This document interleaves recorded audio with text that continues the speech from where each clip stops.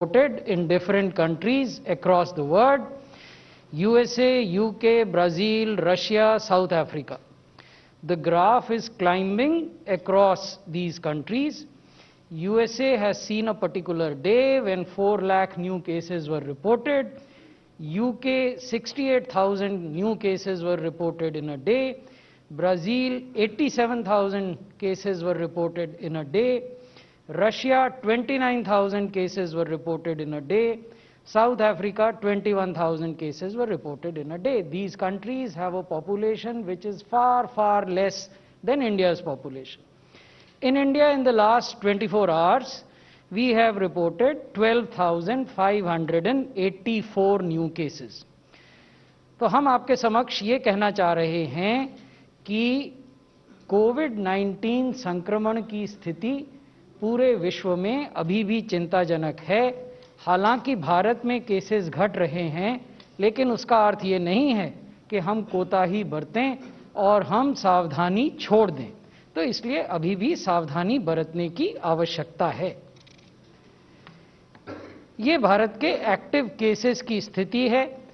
Active cases in the country continue to decline in a steady manner, and now the active cases are less than 2.2 lakhs. They are in fact 2,16,558 to be precise.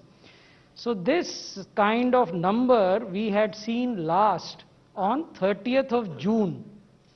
So after 30th of June, the cases were climbing. Mid-September, cases reached a very high level, and from mid-September till date, the new COVID cases in the country or active cases in the country have continued to decline.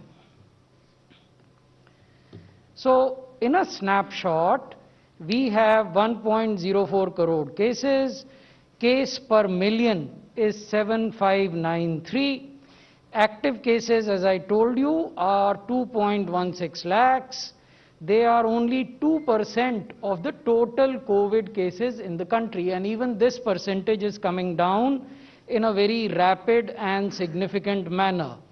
The deaths are 1,51,000. Death per million is 109. Tests, as we told you, are 18 crore plus, and test per million is 1,32,000 odd tests per million. Case positivity is coming down. If we look at cumulative case positivity, it is 5.7. If we look at last 1 week's case positivity, it is significantly lower, only 2%. If we look at case fatality rate, cumulative case fatality rate is 1.44, and last week's fatality rate is 1.2. There are only 2 states in the union now where we have more than 50,000 cases, active cases. And these 2 states are Kerala and Maharashtra. Kerala has 63,000 cases which are active, which means they are either in hospital or in home isolation under medical care. Maharashtra has 53,400 odd cases which are either in hospital or in isolation. So basically, within the country, we have achieved a lot, largely because of active and effective collaboration between the union government and the state governments and UTs. The need is to preserve whatever we have gained. When we say that active cases are declining, only 44% of these active cases are in hospitals. So that is another significant factor which should be kept in mind, and 56% of all active cases across the country are in home isolation under medical care. Now we would be talking of vaccination.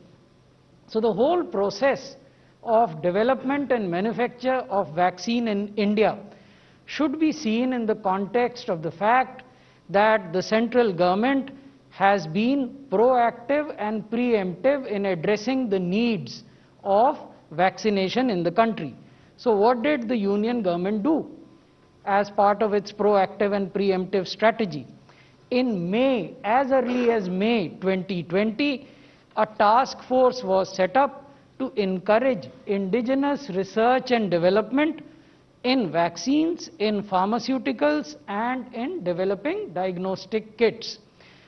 And this task force efforts have borne fruit in all these areas. In the area of pharmaceuticals, drugs have been repurposed in the country, they have been trialed, and they are being used to tackle COVID. Similarly, new diagnostic kits have been developed within the country, and obviously vaccines, we will tell you how research and development indigenously has happened in vaccines. So May 2020 was this task force. It is still effective and it is still meeting and encouraging the local industry, local R&D effort.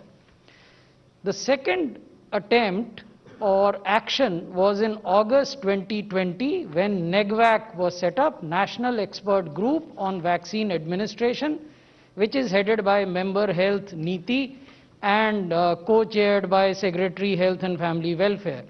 So this group has been looking at prioritization of population to be vaccinated, types of vaccines which can be procured, logistics which are related to vaccine, management of adverse events following vaccination, and also development of a digital platform to track not only the movement of vaccines but also the movement of beneficiaries who have been vaccinated. तो ये दो बड़े काम भारत सरकार ने मई और अगस्त में किए थे, जिनकी वजह से अब हम उनके अच्छे परिणाम देख रहे हैं, चाहे वो वैक्सीन्स का डेवलपमेंट हो, फार्मास्यूटिकल्स का हो या डायग्नोस्टिक किट्स का हो। दो वैक्सीन हैं, एक कोविशील्ड और एक कोवैक्सिन, जिनको कि इमरजेंसी यूज ऑथराइजेशन, जिसे पॉपुलर लैंग्वेज में कहा जाता है EUA, दिया गया है। हमारा जो देश का कानून है new drugs and clinical trial rules 2019, उसमें इसे एक्सेलरेटेड अप्रूवल प्रोसेस कहते हैं। ये दोनों वैक्सीन अपनी सेफ्टी और इम्यूनोजेनेसिटी को स्टैब्लिश कर चुके हैं through a well prescribed regulatory process. इसके अलावा जिन दो वैक्सीन्स को अभी तक इमरजेंसी यूज ऑथराइजेशन मिला है, उसके अलावा ये 4 वैक्सीन हैं जो या तो भारत में ही जिनका रिसर्च और डेवलपमेंट हुआ है या जो भारत में मैन्युफैक्चर किए जाएंगे, वो भी पाइपलाइन में हैं और शीघ्र ही उपलब्ध होने की संभावना है। पहली वैक्सीन है जाइडस कैडिला की वैक्सीन। इसमें फेज 2 का जो ट्रायल है वो दिसंबर माह में पूरा हो गया था। फेज 3 ट्रायल प्रारंभ करने की अनुमति ड्रग्स कंट्रोलर जनरल ने इस कंपनी को दी है और वो इसको प्रारंभ कर रहे हैं। स्पुतनिक वी गमालिया इंस्टीट्यूट रशिया के द्वारा विकसित की गई वैक्सीन है, लेकिन ये भारत में डॉक्टर रेड्डीज लैब के साथ सहयोग कर ट्रायल की जा रही है। इसके फेज 2 ट्रायल समाप्त हो गए हैं, फेज 3 ट्रायल ऑनगोइंग हैं और इसका उत्पादन भी भारत में ही किया जाएगा। बायोलॉजिकल इवांस ये हैदराबाद में आधारित कंपनी है। इनकी वैक्सीन का फेज 1 ट्रायल दिसंबर में प्रारंभ हो गया था, जो अभी चल रहा है। फेज 2 ट्रायल इनका मार्च में प्रारंभ होने की संभावना है। जीनोवा ये पुणे में आधारित कंपनी है और ये भारत की एकमात्र मैसेंजर RNA बेस्ड वैक्सीन बना रहे हैं। इस वैक्सीन का फेज 1 का ट्रायल रेगुलेटर के द्वारा अप्रूव किया गया है और वो प्रारंभ हो गया है। फेज 2 ट्रायल इनके मार्च में प्रारंभ होने की संभावना है। तो यहाँ हम आपको ये बताना चाहते हैं कि आने वाले कुछ महीनों में आप इन चारों वैक्सीन्स को, या हो सकता है इनमें से कुछ वैक्सीन्स को भी देखेंगे कि ये नेशनल रेगुलेटर के पास जाएंगे और उनसे अनुरोध करेंगे कि इनको भी इमरजेंसी यूज ऑथराइजेशन जो प्रिस्क्राइब्ड प्रोसेस है उसको फॉलो करते हुए कंसिडर की जाए। अब मैं आपको कुछ बताना चाहता हूं कि विश्व में जो वैक्सीन अवेलेबल हैं वो कितने मूल्य पर मिलते हैं, क्योंकि ये एक नैरेटिव है जिसमें हम ये मानते हैं कि it requires better information. The discussion along the vaccine options available in the world requires better information and real-time information. So this is just an attempt to give you some information. This is a dynamic scenario. It will keep on changing. So what is the information available today that we are sharing with you? Pfizer vaccine है जो अनेक देशों में जिसको emergency use authorisation मिला है. इसका प्रति डोज का दाम यदि आप इंडियन नेशनल रुपीज में देखें तो 1400 रुपए से अधिक है. यानी एक व्यक्ति को 2 डोज देने की जो कीमत होगी वो लगभग 2800 रुपए से कुछ ज्यादा होगी. और ये तब है जब आप ओवरहेड कॉस्ट्स और टैक्सेशन की कॉस्ट शामिल नहीं कर रहे हैं, because that information is not available in the public domain. Moderna की जो वैक्सीन है, ये वैक्सीन 2300 रुपए से लेकर 2700 रुपए प्रति डोज की रेंज में उपलब्ध है. यहां यह भी इंपॉर्टेंट है कि फाइजर की वैक्सीन को -70 डिग्री टेम्परेचर पर स्टोर करना होता है, मॉडर्ना को 2 to 8 डिग्रीज सेंटीग्रेड पर स्टोर करना होता है. साइनोफार्म चाइना की वैक्सीन है और ये 5650 रुपए भारतीय रुपयों में, हमने आपको यूएस डॉलर्स में भी उनकी कीमत दिखाई है, 5600 से अधिक रुपए प्रति डोज की दर से उपलब्ध है. साइनोवैक बायोटेक भी चाइना की वैक्सीन है, ये 1000 से अधिक रुपए प्रति डोज में उपलब्ध होती है. नोवावैक्स 1114 रुपए प्रति डोज है. गमालिया सेंटर की स्पुतनिक वी रशिया में, जब हमारे देश में बनेगी तब क्या कीमत होगी हम नहीं जानते हैं आज, क्योंकि अभी उसने इमरजेंसी यूज ऑथराइजेशन नहीं लिया. But today as it is being sold in other countries, वो जो दाम है वो 734 रुपए प्रति डोज है. और जॉनसन एंड जॉनसन की जो वैक्सीन है इसका भी दाम 734 रुपए प्रति डोज है. फाइजर को अगर छोड़ दें तो बाकी जितनी वैक्सीन्स हैं वो 2 से 8 डिग्री टेम्परेचर पर रखी जा सकती हैं, परिवहन की जा सकती हैं. फाइजर को जरूर 70 डिग्री माइनस पर रखा जाना होता है. तो ये तो विश्व का सिनेरियो. हमारे देश में क्या हो रहा है? हमारे देश का सिनेरियो ये है, भारत सरकार ने 110 लाख डोजेज कोविशील्ड वैक्सीन की SII यानी सीरम इंस्टीट्यूट ऑफ इंडिया से एट द कॉस्ट ऑफ ₹200 पर डोज प्रोक्योरमेंट करने का एग्रीमेंट किया है. इसी प्रकार भारत सरकार ने कोवैक्सीन वैक्सीन की 55 लाख डोजेज भारत बायोटेक से प्रोक्योर करने का निर्णय लिया है. ये जो 55 लाख हैं, इनमें से 38,50,000 डोजेज ऐसी हैं जिनकी कीमत 295 रुपए प्रति डोज है, excluding taxes obviously, because the earlier rates were also excluding taxes. BBIL is providing 16.50 lakh doses of Covaxin free of cost to the central government as a special gesture. तो अगर आप ये पूरे 55 लाख का दाम देखें, क्योंकि हम भुगतान 38,50,000 का ही करेंगे और 16,50,000 फ्री में उपलब्ध कराई जाएंगी, तो उसकी प्रति डोज की कॉस्ट 206 रुपये होती है.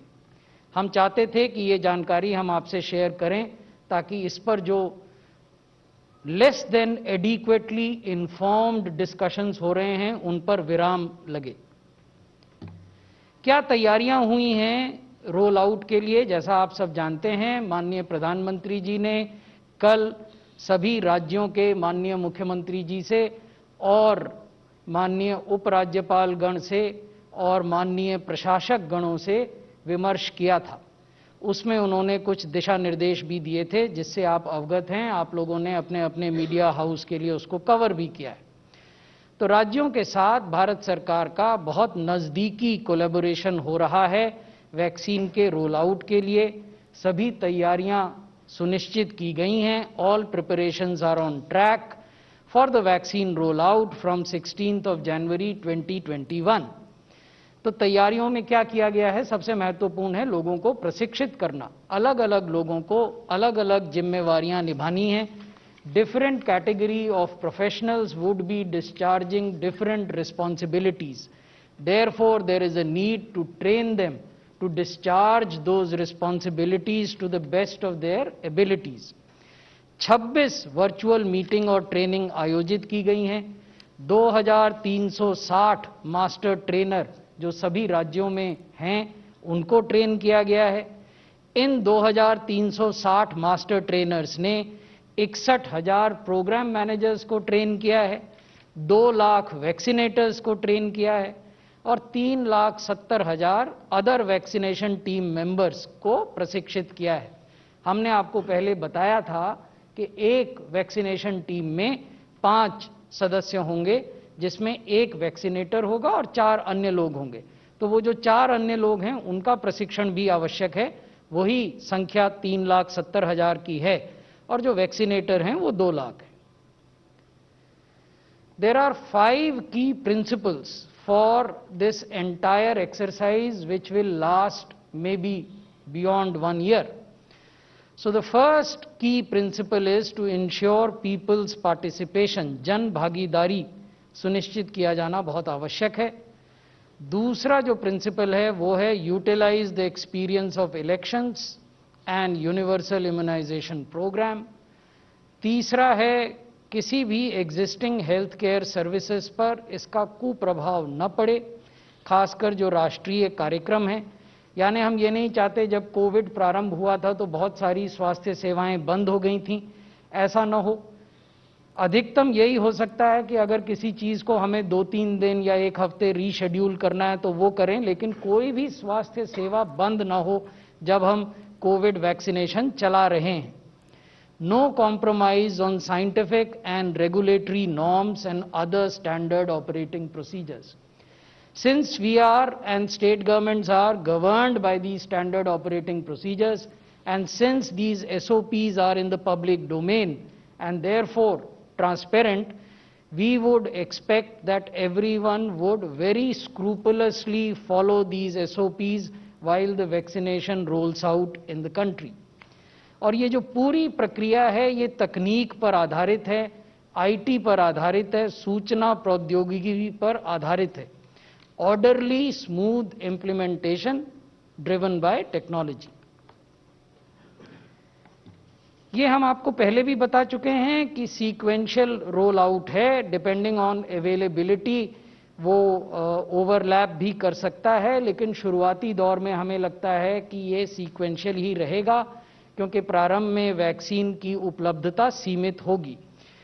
पहली प्राथमिकता में पब्लिक हेल्थ फैसिलिटीज़ और प्राइवेट हेल्थ फैसिलिटीज़ में काम करने वाले हेल्थ केयर वर्कर्स हैं, जिनका वैक्सीनेशन 16 तारीख से प्रारंभ होगा। इसमें लगभग 1 करोड़ लोग हैं। उसके बाद फ्रंट लाइन वर्कर्स हैं, उसमें 2 करोड़ लोग हैं। उसके बाद प्रायोरिटाइज्ड एज ग्रुप्स हैं, जिसमें 27 करोड़ लोग हैं, 50 साल से ऊपर वाले और 50 साल से नीचे कोमॉर्बिडिटी वाले लोग। महत्वपूर्ण बात यह है जो कल माननीय प्रधानमंत्री जी ने भी बताई कि cost of vaccination of health care workers and front line workers will be borne by the central government. States को इस पे कोई भी पैसा खर्च करने की आवश्यकता नहीं है। ये भी बहुत महत्वपूर्ण है क्योंकि आने वाले दिनों में, आज ही से मैंने देखा कि अनेक मीडिया हाउसेज और चैनल्स इसको कवर कर रहे थे। आपको पता रहना चाहिए, जैसा हमने पहले बताया था, कि 4 बड़े स्टोर्स हैं जिनमें ये वैक्सीन आ रही है, जो भारत सरकार के हैं। उनको हम GMSD कहते हैं। करनाल में, कलकत्ता में, चेन्नई में और मुंबई में। हर राज्य में एक न एक रीजनल वैक्सीन स्टोर है। These are all temperature controlled stores. लेकिन कुछ राज्य हैं, बड़े राज्य, जहां एक से ज़्यादा हैं। उत्तर प्रदेश में 9 ऐसे रीजनल वैक्सीन स्टोर हैं, मध्य प्रदेश में 4 हैं, गुजरात में 4 हैं, केरल में 3 हैं, जम्मू कश्मीर में 2, कर्नाटक में 2 और राजस्थान में 2। तो इन सभी स्थानों पर ये वैक्सीन मैन्युफैक्चरर द्वारा प्राप्त होगी और वहाँ से फिर राज्य सरकारों की जवाबदेही है कि वो उसको down the cold chain transport करें। जब हम आपसे बात कर रहे हैं तब की स्थिति क्या है? देश भर में 54,72,000 डोजेज ऑलरेडी, जो पॉइंट्स मैंने आपको बताए, वहां रिसीव हो गई हैं और 100% डोजेज 14 जनवरी 2021 तक रिसीव हो जाएंगी। व्हेन आई से 100%, उसका अर्थ है 1,10,00,000 डोजेज जो कि SII से आएंगी और 55 लाख डोजेज जो कि भारत बायोटेक लिमिटेड से आएंगी। प्रत्येक वैक्सीनेशन साइट पर कुछ IEC मटेरियल भी उपलब्ध होगा और राज्य सरकारें इसको क्षेत्रीय भाषाओं में उपलब्ध कराएंगी। ये IEC मटेरियल 3 तरह की थीम्स पर आधारित होंगे। ये मैं आपको वास्तविक मटेरियल दिखा रहा हूं जो डिस्प्ले होंगे। पहला थीम है कोविड एप्रोप्रिएट बिहेवियर का। क्यों इसकी आवश्यकता है उस पर हम आगे आएंगे, लेकिन हम ये कह रहे हैं कि वैक्सीनेशन के बाद भी कोविड एप्रोप्रिएट बिहेवियर को छोड़ना नहीं है। दूसरा जो क्रिएटिव है वो ये कहता है कि वैक्सीन सेफ है, तो वैक्सीन लगाने में कोई हिचकिचाहट नहीं होनी चाहिए। और तीसरा जो है वो ये कहता है कि कौन कौन से डॉक्यूमेंट आप इस्तेमाल कर सकते हैं अपनी पहचान को स्टैब्लिश करने के लिए वैक्सीनेशन सेंटर पर। ये लगभग उसी तर्ज पर है जैसा कि इलेक्शन में आप जब वोट डालने जाते हैं तो इलेक्शन बूथ पर एक बड़ा सा पर्चा लगा होता है जो बताता है कि ये 12 प्रकार के आइडेंटिटी डॉक्यूमेंट आप दिखाकर अपनी आइडेंटिटी स्टैब्लिश कर सकते हैं। हमारी राज्यों से क्या अपेक्षाएं हैं? Our expectations from state governments and UTs is that all logistics should be ready for the actual rollout from 16th of January 2021. We also expect that the states at the highest level will exercise continuous oversight and personal involvement on this entire process of rollout. ये इसलिए जरूरी है क्योंकि ये कोई एक दिन, 10 दिन या एक महीने की प्रक्रिया नहीं है। We are not a country with a population of 6 crore. We are a country with a population of 137 crore. So therefore we need to ensure that while we proceed ahead, this is monitored at every level in the state as well as UTs. This will ensure that all targeted beneficiaries receive the vaccine. This will also ensure that there is no wastage, because we have started getting news of wastage happening in Western countries. This will ensure that everyone knows what they are supposed to do, because that is also a kind of feedback that we are getting. Because as we speak to you today, there are roughly 50 plus countries in the world where vaccination has started. But all these 50 plus countries have population which is much smaller than ours. So therefore our challenge is that much greater. It is that much more complex. Therefore we need to be more prepared. फिर हमारी अपेक्षा ये है कि जो संवाद हो उस पर विशेष ध्यान दिया जाए, स्पेशल फोकस ऑन कम्युनिकेशन। क्यों संवाद आवश्यक है? ताकि हम एक प्रोत्साहजनक वातावरण का निर्माण कर सकें, इनकरेजिंग एनवायरनमेंट। किस बात का एनवायरनमेंट? कि वैक्सीन सेफ हैं, वैक्सीन लगाने से आपके शरीर में रोग प्रतिरोधक क्षमता पैदा होती है, immunogenicity. They produce immune response in your body. So this is established. There is absolutely no doubt about safety and immunogenicity. सबसे महत्वपूर्ण बात, there is a gap of 28 days between 2 doses, at least for the vaccines that we are administering in this country. And it is only after 14 days of receiving the second dose that effectiveness begins. So therefore, we are highlighting that COVID appropriate behavior is a must. You cannot say कि मुझे तो एक dose लग गया है, अब मैं कुछ भी कर सकता हूँ, या मुझे 2 डोज लग गए हैं, अब मुझे मास्क पहनने की जरूरत नहीं है। तो ये सब मिथ्या विचार अपने मस्तिष्क से निकाल दीजिए। जब वैक्सीनेशन हो उसके 14 दिन बाद ही उसका इफेक्टिवनेस प्रारंभ होता है। इसलिए हमारा करबद्ध निवेदन है, हाथ जोड़कर प्रार्थना है कि वैक्सीन कि पहली डोज मिलने पर भी कोविड अप्रोप्रिएट बिहेवियर अपना कर रखें, दूसरी डोज मिलने पर भी कोविड अप्रोप्रिएट बिहेवियर अपना कर रखें और उसके 14 दिन बाद भी कोविड अप्रोप्रिएट बिहेवियर अपना कर रखें। बहुत बहुत धन्यवाद। धन्यवाद सर। मैं रिक्वेस्ट करता हूं मेंबर हेल्थ नीति आयोग से सर। धन्यवाद। आज की इस प्रेस कॉन्फ्रेंस में मेन थीम वैक्सीनेशन की रही है और क्योंकि अब बिल्कुल हम करीब हैं वैक्सीनेशन प्रोग्राम को लॉन्च करने के लिए, इसी हफ्ते लॉन्च होगा, तो नेचुरल है कि हम उसकी चर्चा ज़्यादा डिटेल में करें। लेकिन ये भी नहीं भूलना चाहिए अभी भी कि इस महामारी का प्रकोप विश्व में बहुत ज़ोरों से चला हुआ है। हमारे देश में लगातार केसेस में कमी आ रही है और उससे भी ज़्यादा रीअश्योरिंग बात है कि डेथ्स में बहुत सिग्निफिकेंट कमी आई है। उसका नंबर 200 से नीचे है, अच्छी तरह से 167 है कल की अगर नंबर देखें।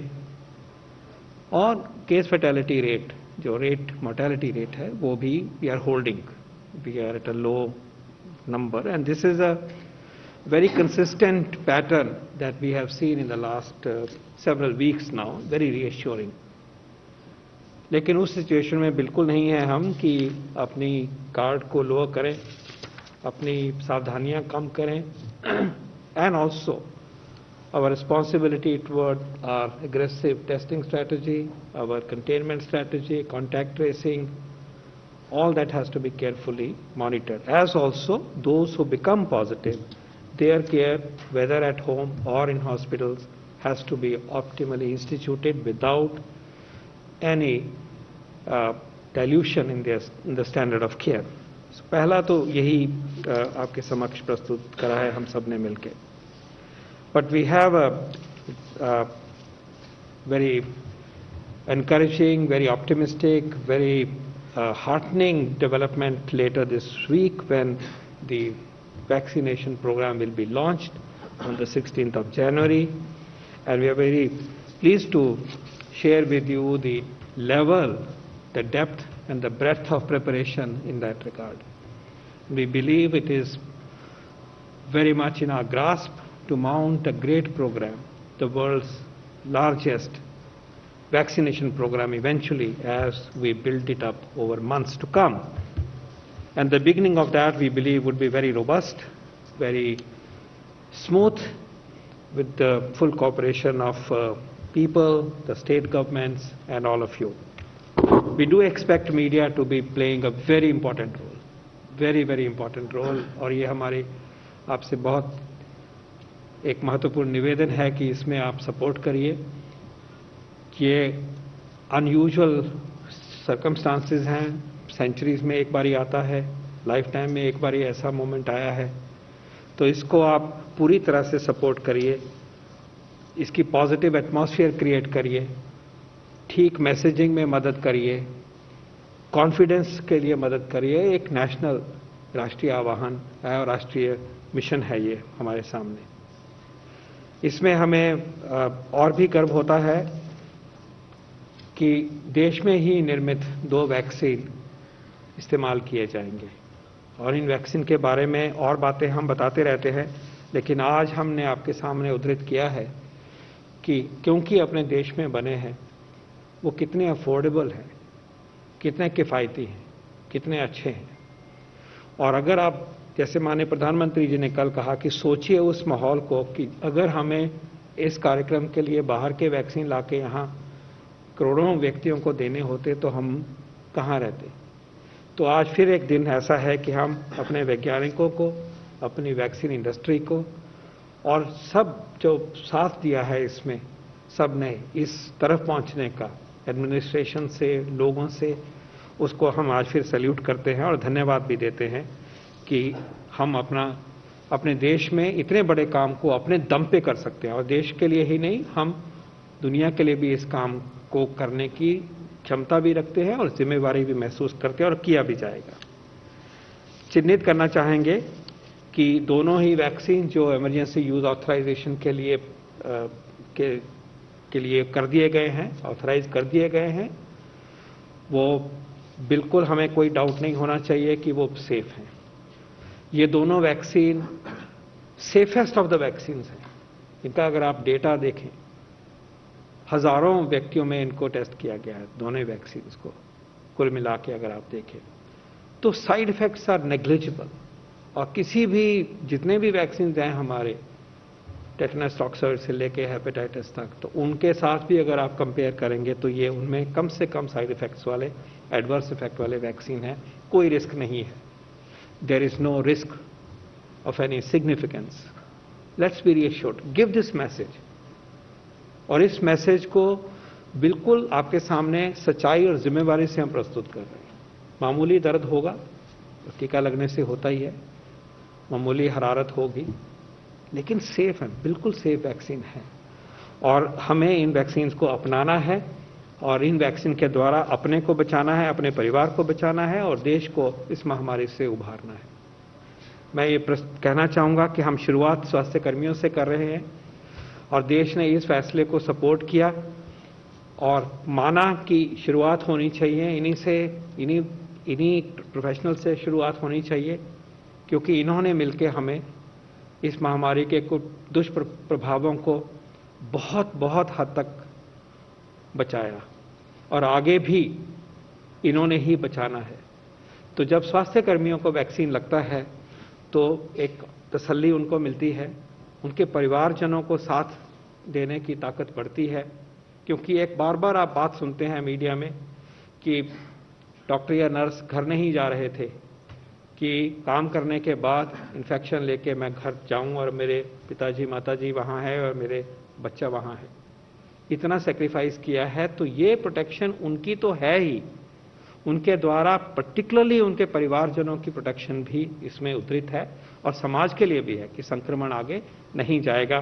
तो ये बहुत ही अच्छा फैसला है और सब देशों ने लगभग इसी तरह से इस वर्ग को सामने रखा है। तो आज वो दिन है जब हम अपील करना चाहेंगे, आह्वान देना चाहेंगे कि सब स्वास्थ्य कर्मी, चाहे वो एम्बुलेंस ड्राइवर हैं, सफाई कर्मचारी हैं, रिसेप्शन पे बैठने वाले हैं और हमारे नर्स भाई बहन हैं या हमारे डॉक्टर भाई बहन हैं, उनको आह्वान है कि आप आज जब ये मुहिम शुरू होगी पूरे कॉन्फिडेंस से, पूरे जोश से आगे आइए और इन वैक्सीन को अपनाइए। जो वैक्सीन आपके लिए चिन्हित होगा उसको आप अपनाइए। और मुझे इस बात से जुड़ी हुई आज एक बहुत सेटिस्फैक्शन की बात है कि कल इंडियन मेडिकल एसोसिएशन ने, जो कि डॉक्टर्स की सबसे बड़ी संस्था है, 3.5 लाख उनके मेंबर हैं, 1800 उनकी ब्रांचेस हैं देश भर में, उन्होंने इन वैक्सीन को अपनाने का फैसला किया है।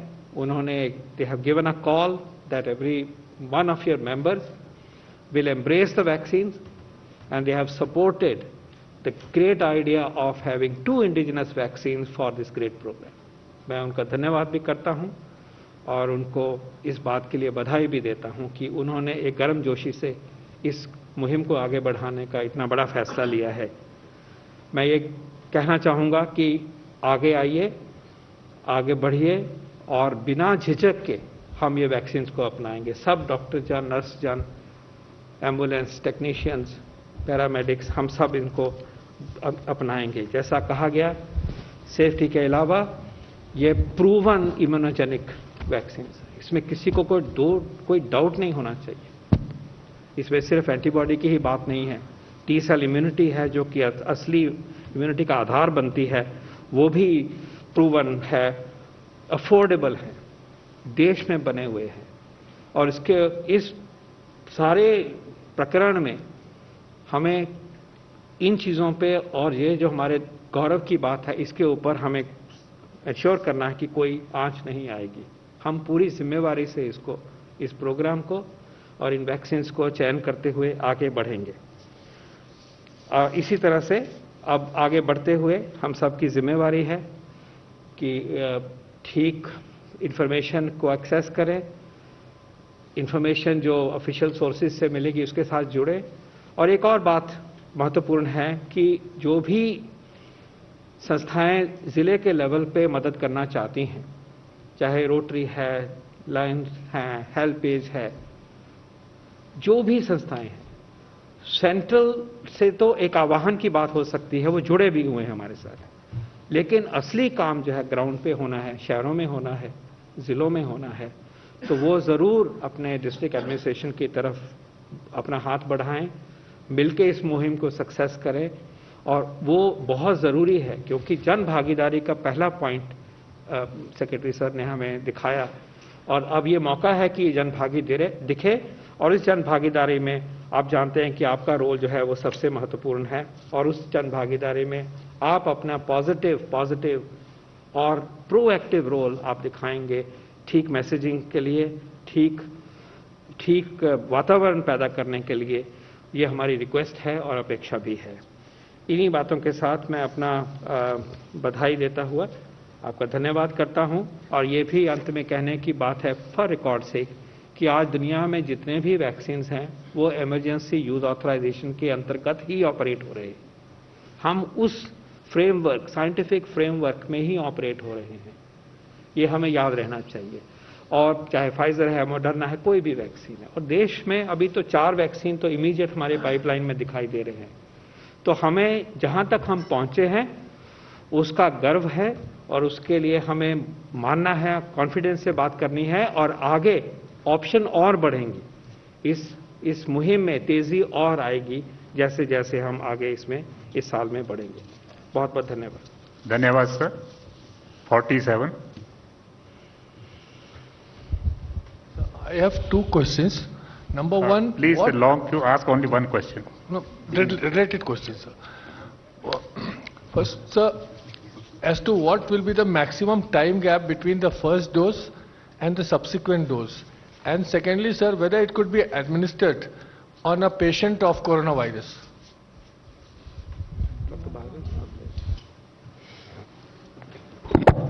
Currently, the recommendations are very clear that it will be given at day 0 and day 28, 4 weeks apart, and as has been pointed out, the effect will come after 2 weeks of. At the moment, we are just considering on 0 to 28 days, and we would like to focus on that. There is some literature in the world which is showing that you can give up to 6 weeks, and some countries are also discussing whether it can be given at a bigger gap. But at the moment, we would like to stick to 4 weeks, and we would like our the first phase to be at 4 weeks till more knowledge is attained. 55.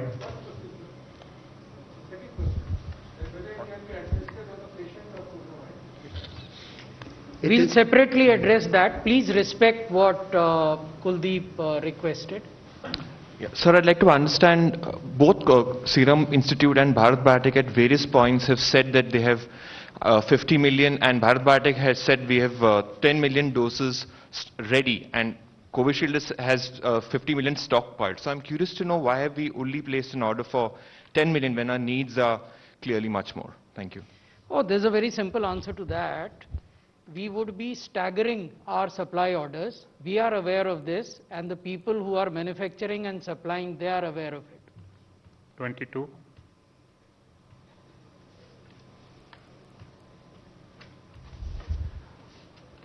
Sir, 2 vaccine हैं, Covishield, Covaxin, तो राज्यों के पास या लाभार्थी के पास क्या ये option होगा कि चूज कर सकें कि हमें कौन सी लगवानी है, या ये लगवाएंगे ये नहीं लगवाएंगे? क्या ऑप्शन होगा?